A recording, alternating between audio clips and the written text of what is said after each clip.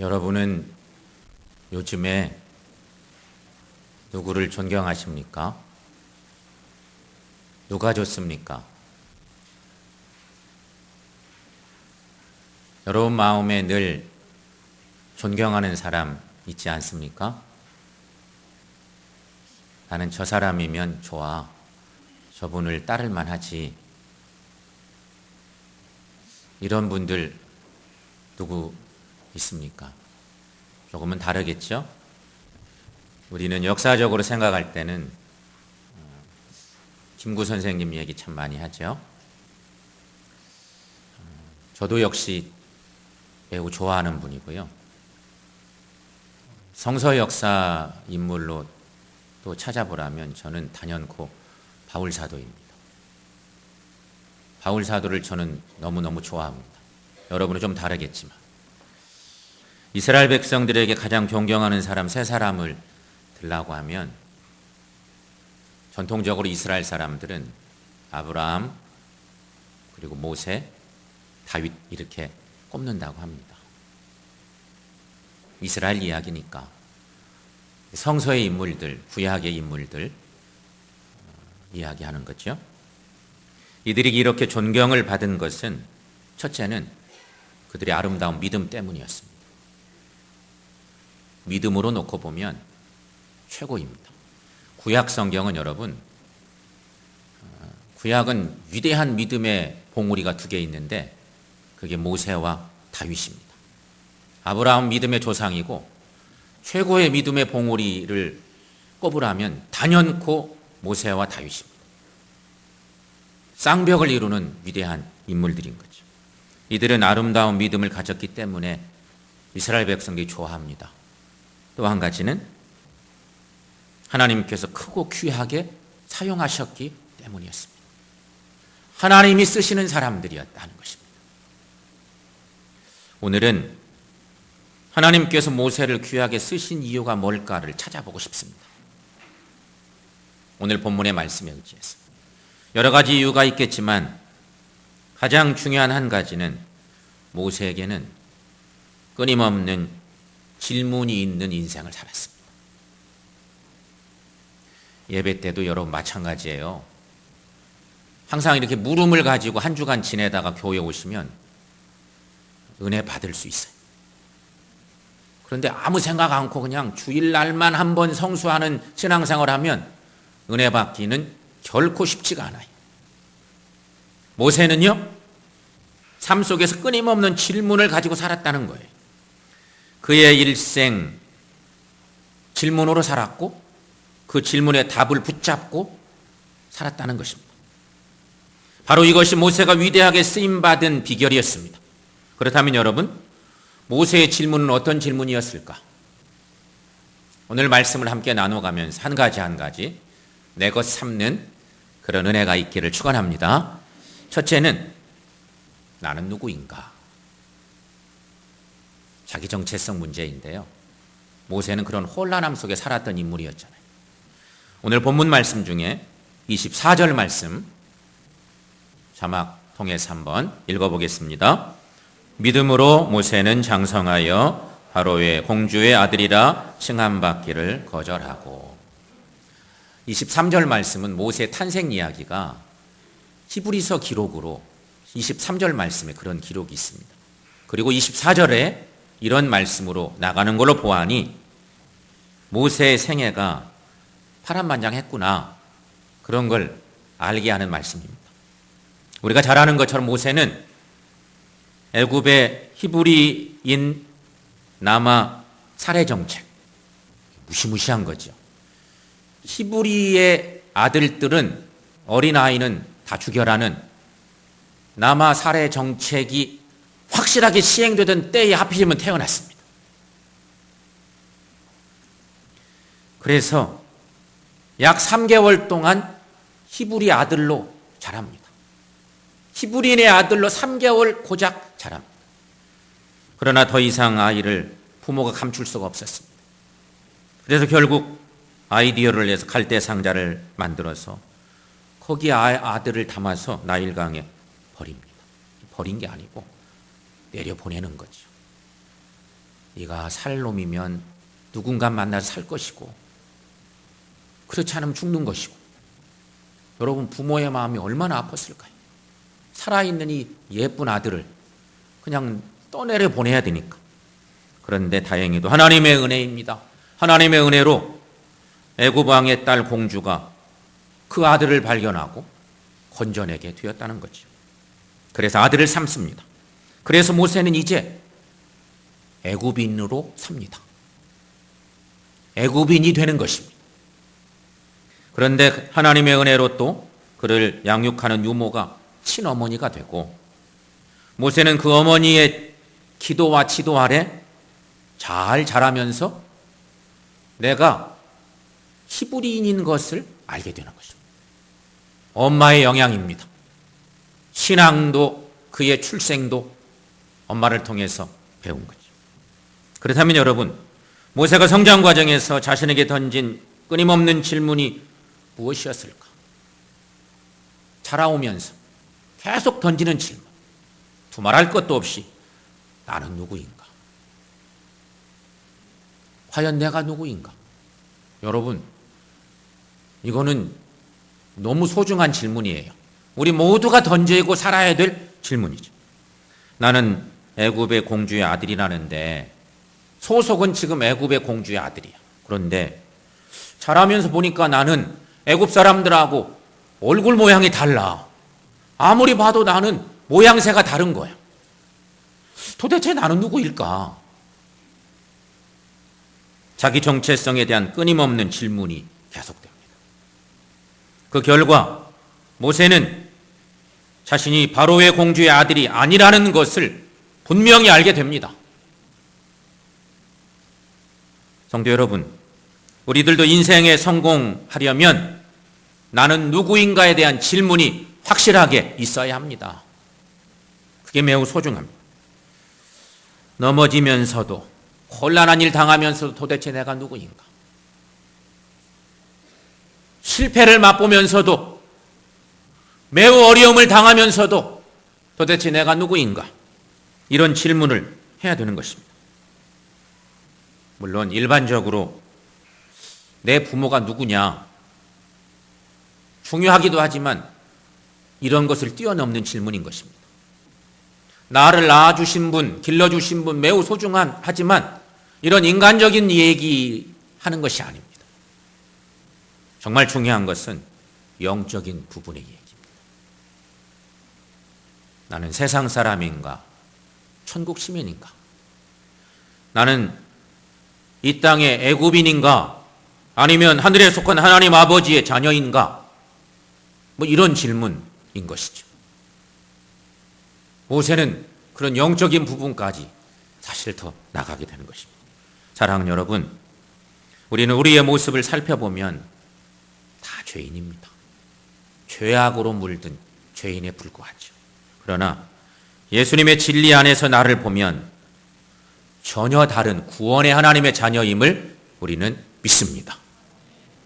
다시 말씀드리면 육의 눈으로 보면 우리는 죄인에 불과합니다. 하지만 복음의 눈으로 보면 우리는 옛사람은 십자가에 못 박혔고 예수 그리스도 안에서 다시 산 새 사람임을 믿습니다. 그게 우리들인 것이죠. 성도 여러분, 그러므로 모세가 나는 바로의 공주의 아들이 아니라 히브리인이라고 선언했던 것처럼 우리들도 아담 안의 죄인이라 하지 마시고 예수 안에서 새롭게 된 영광된 사람이라 선언하며 사시기를 축원합니다. 옛것을 부정하고 새 것을 인정하는 것, 그것이 우리의 영광된 새 자아상입니다. 그래서 바울은 갈라디아서 2장 20절 말씀에 그 유명한 말씀을 우리에게 전해주고 있습니다. 그의 고백이기도 한데요. 자, 여러분 그 말씀 한번 읽어보겠습니다. 내가 그리스도와 함께 십자가에 못 박혔나니 그런즉 이제는 내가 산 것이 아니요 오직 내 안에 그리스도께서 사신 것이라. 이제 내가 육체 가운데 사는 것은 나를 사랑하사 나를 위하여 자기 몸을 버리신 하나님의 아들을 믿는 믿음 안에서 사는 것이라. 아멘. 성도 여러분, 이 아름다운 복음의 진리에 온전히 서는 우리 모두가 되셔서 가장 위대하고 복된 성도들로 삶을 살아가는 우리 모두가 되시기를 축원합니다. 모세의 질문 또 하나. 무엇이 중요한가 하는 질문. 오늘 본문의 25절 말씀. 자, 여러분 이 말씀 함께 이 말씀을 읽어보도록 하겠습니다. 도리어 하나님의 백성과 함께 고난받기를 잠시 죄악의 낙을 누리는 것보다 더 좋아하고. 아멘. 모세는 자신이 바로 공주의 아들이 아님을 알았다 그랬습니다. 그러나 모세를 향한 의붓 어머니의 기대와 사랑이 너무너무 컸기 때문에 어머니의 그 사랑을 배반하기가 인간적으로 쉽지 않았습니다. 정말 어려운 일이었습니다. 성경은 이 부분에 대해서 관심 둘 이유도 없죠. 하지만 문헌에 의하면 이때 바로의 공주는 하세푸스트 공주였다고 합니다. 이 여인은 애굽의 왕위에 2번이나 올랐던 여인으로 대단한 실권자였다고 하죠. 더구나 공주에게는 다른 아들이 없었기에 가만히만 있어도 왕위는 모세에게 돌아올 그런 어떤 분위기입니다. 기다리고만 있어도 애굽의 권세와 영화는 모세의 것이 될 만합니다. 그러므로 모세가 의붓 어머니의 사랑과 기대를 배반하고 비참한 히브리 노예를 택한다는 것은 결코 쉬운 일이 아니었을 것입니다. 여기서 우리가 생각할 것은 모세의 갈등입니다. 얼마나 모세가 갈등했을까? 우리도 여러분 살면서 너 조금 내려놓고 하나님 위해 헌신해. 하나님이 너를 원하셔. 이런 음성이 들려온다 해도 그거 실천하기가 쉬워요? 내 것 내려놓기가 쉽지 않아요. 주를 위해 헌신한다 하는 거 정말 어려운 일이에요. 모세가 얼마나 갈등했을까? 하나님의 백성으로 돌아가고 싶은데 애굽의 영광과 의붓 어머니의 사랑과 기대 때문에 배반할 수가 없습니다. 분명 모세는 고민되고 애가 타고 잠 못 이루는 갈등이 있었을 것입니다. 이때 모세의 질문, 나에게 무엇이 중요할까?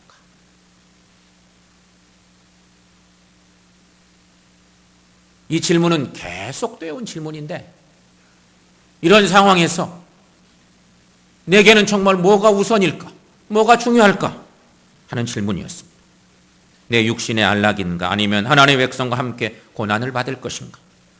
아마 이런 갈등은 모세가 어느 정도 장성한 후부터 약 40세가 될 때까지 계속되었을 것입니다. 그러나 모세는 드디어 그 질문 앞에 잠시 죄악의 낙을 누리는 것보다 하나님의 백성과 고난받기를 선택합니다. 그러므로 진정한 인생의 성공자가 되려면 무엇이 중요한가 하는 가치 갈등에서 승리해야 합니다. 나에게 세상이 더 가치 있는가? 아니면 하나님이 더 가치 있으신가? 세상을 더 사랑할까? 하나님을 더 사랑할까? 죄를 더 사랑할까? 하나님의 의를 더 사랑할까? 이런 갈등이죠. 그런데 여러분, 지금 많은 성도들은 대부분이 갈등 속에 삽니다. 이런 갈등은 사람에 따라 다르겠지만 어떤 사람은 몇 달 혹은 몇 년 혹은 어떤 사람은 일생 동안이 갈등하다가 인생 끝납니다. 일생 동안 또 갈등하는 거예요. 조금 갈등하다 그걸 이겨내면 좋은데 끝까지 갈등하다가 인생 망치는 경우도 있어요. 그러나 여러분, 갈등 상태에 있는 한 하나님의 복 받지 못합니다. 그건 분명합니다. 성도 여러분, 그러므로 애지중지하던 것 있다면 그것이 내 중심의 것이면 버리세요. 마음에서부터 버리세요. 세상을 사랑하지 마시라는 것입니다. 성경은 말합니다. 육체의 정욕, 안목의 정욕, 이생의 자랑을 버리라. 그리고 우리는 이런 고백을 해야 됩니다. 나에게는 하나님밖에 없습니다. 이 답을 가져야 한다는 것입니다. 여러분, 우리 함께 이렇게 외쳐봅시다. 나에겐 하나님밖에 없습니다. 나에게는 하나님밖에 없습니다. 그래야 하나님께서 성령으로 충만하게 임하실 줄로 믿습니다. 그래야 하나님께서 나의 보물이 되셔서 나를 통해서 일하시고 역사하실 줄을 믿습니다. 모세는 그럼 어떻게 죄를 버릴 수 있었을까? 성경은 이렇게 증거하죠. 24절 말씀에 모세는 장성하여, 이런 표현이 있습니다. 이것을 인간적으로 생각하면 모세가 성장했다는 얘기, 모세가 자랐다는 얘기처럼 되지만 히브리 기자는 24절 말씀에 시작 부분에 믿음으로 모세는 장성하, 이런 믿음장은 믿음으로 계속 강조하죠. 24절 말씀의 시작은 저 자막에는 그렇게 쓰지 않았지만 믿음으로 모세는 장성하여, 이렇게 이어지는 말씀을 볼 수 있습니다. 이처럼 여러분, 우리들이 영적으로 장성하면 이런 문제들 이길 수 있습니다. 늘 은혜를 받으시라는 말씀이죠. 그러면 육체의 욕심을 이길 수 있습니다. 믿음으로 이기는 거예요. 하나님을 향한 사랑, 헌신, 그 속에서 나오는 거죠. 나에게 무엇이 중요한가? 이 질문이 우리를 바른 사람으로 만들 줄로 믿습니다. 그러므로 더 이상 세상을 사랑하지 않고 하나님만 사랑하고 말씀을 귀히 여기며 사십시다. 그러면 하나님께서 여러분을 귀히 써 주실 줄로 믿습니다. 이런 은혜가 우리 모두에게 있기를 축원합니다. 세 번째 모세의 질문. 내 백성을 어떻게 구원할까? 출애굽기 2장에 원래 성서의 기록의 본바탕의 말씀이죠. 출애굽기 말씀 보시면 2장 11절 12절 말씀. 자, 조금 말씀이 긴데 자막을 통해서 함께 읽습니다. 모세가 장성한 후에 한 번은 자기 형제들에게 나가서 그들이 고되게 노동하는 것을 보더니 어떤 애굽 사람이 한 히브리 사람 곧 자기 형제를 치는 것을 본지라. 좌우를 살펴 사람이 없음을 보고 그 애굽 사람을 쳐 죽여 모래 속에 감추니라.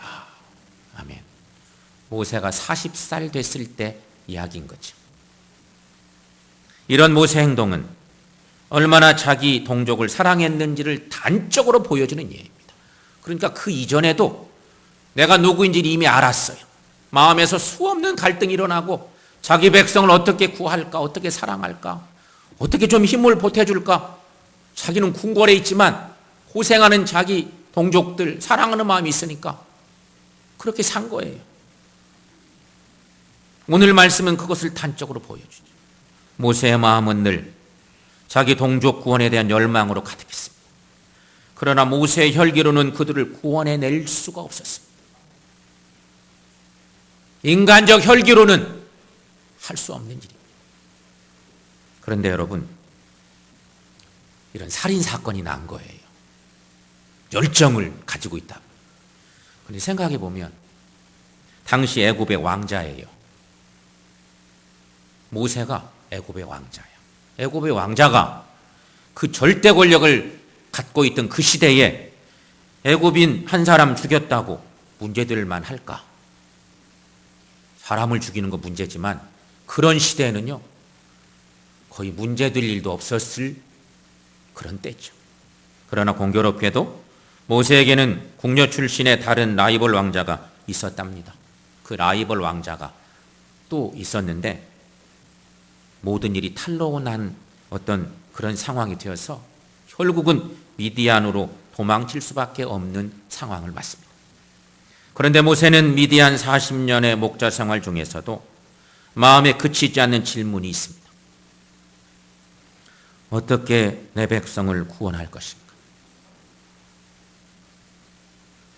모세에게 있는 광야 생활하는 동안 내내 살인자로 몰려서 도망가는 신세이지만 저 고생하는 히브리 백성들, 내 백성들, 하나님의 백성들 어떻게 구원할까? 그거였습니다. 나이가 들어갑니다. 자꾸만 나이 먹어가는 거죠. 모세도 늙어가는 거예요. 이제 시간이 막 가면서. 그런데 들려오는 소식은 애굽의 이스라엘 백성들에 대한 박해는 더욱 심해져 간다는 거죠. 그 소식을 들은 모세는 더욱더 고통스러웠습니다. 그래서 날마다 하나님 앞에 가슴치며 부르짖습니다. 하나님, 이 백성을 어떻게 구원할까요? 하나님, 이 백성을 어떻게 해야 될까요? 이 질문은 모세가 미디안 40년 동안 쉬지 않고 던진 기도이고 질문이었습니다. 그러나 바로는 자꾸만 이스라엘 백성들을 억압하고 힘들게 하지만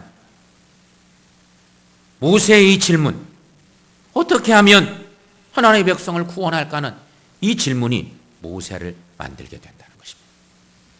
이 백성을 어떻게 구원할 것인가? 나는 할 수 없는데 어떻게 구원할 것인가? 하나님, 저는 할 수 없습니다. 하나님께서 하셔야 합니다. 이런 부르짖음이 있었다는 것입니다. 이것이 바로 모세의 기도입니다. 사랑하는 여러분, 우리도 모세의 기도를 드리며 사는 우리 모두가 될 수 있기를 축원합니다. 사랑하는 성도 여러분, 모세의 질문이 우리의 삶에도 있기를 축원합니다. 나는 누구인가? 신앙의 정체성까지도 확인시키는, 복음 안에서 영광된 자기 존재를 확인하게 하는 이 중요한 질문. 나는 하나님 앞에서 누구인가? 이런 질문인 거죠. 두 번째, 무엇이 중요한가? 마지막으로 어떻게 죄인들을 구원할 것인가? 사랑하는 여러분, 이 세 가지 질문, 우리의 믿음의 여정 속에서도 언제나 주님께 드리는, 주님께 묻는 중요한 질문이 될 수 있기를 축원합니다. 그래서 하나님께서 모세를 쓰신 것처럼 이 시대 하나님과 교회를 위해 귀하게 쓰임받는 우리 모두가 되시기를 바랍니다. 그래서 하나님을 높이는 우리 모두가 될 수 있기를 주님의 이름으로 간절히 축원합니다.